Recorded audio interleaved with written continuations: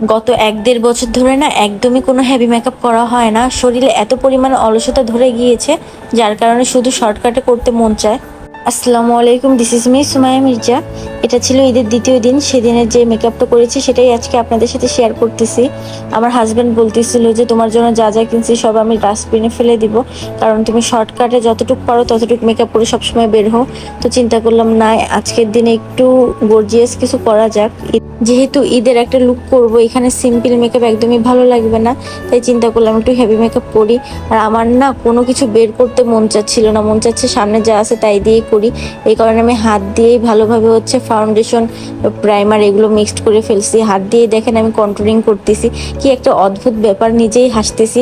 তারপরে এখানে আমি একে একে সব দিয়ে দিলাম, ফাউন্ডেশন, কন্ট্রোলিং সব করে ফেলছি, কনসিলার দিচ্ছি। আসলে সবকিছু তো আর ফিঙ্গার দিয়ে ব্লেন্ড করা সম্ভব না। এখন যেহেতু আই লুকটা করতে হবে, যার কারণে আমার ব্রাশ প্রয়োজন, তাই আমি ড্রয়ার থেকে ব্রাশগুলো বের করে নিয়েছিলাম। দেন আমি ফেস মেকআপটা কমপ্লিট করি, অলমোস্ট মানে বেশিরভাগই কমপ্লিট হয়। দেন আই লুকটা ধরি। এখানে আমি ফার্স্টে লাইট একটা পিঙ্ক শেড নিয়ে ব্লেন্ড করে নিয়েছি, তারপর একটা ডিপ পিঙ্ক যেটা সেটা দিয়েছি। আর এখান থেকে একটা শিমারি গ্লিটার আমি এখানে অ্যাড করেছি আমার মিডিলে। দেন গ্লিটার আইলাইনার ইউজ করেছি, আইলাইনারও দিয়ে দিলাম। দেন আই ম্যাজিকের কাজলটা দিয়ে দিয়েছি। আর ইদানিং না আমার আইলাইনারটা একদম পারফেক্ট হয় না। আগে কি সুন্দর করে পারফেক্ট একটা আইলাইনার দিতাম, কিন্তু এখন কোনোভাবেই হয় না, দুইটা চোখ মানে দুই রকম হয়ে যায়। ফার্স্টে ব্লাশন দেওয়ার পর একটু ওভার লাগতেছিল, দেন এটাকে আমি সেট করে ফেলেছি। এখানে আমি এই শেডের লিপস্টিকটা ইউজ করেছি, কিন্তু এটা একদম ভালো লাগতেছিল না।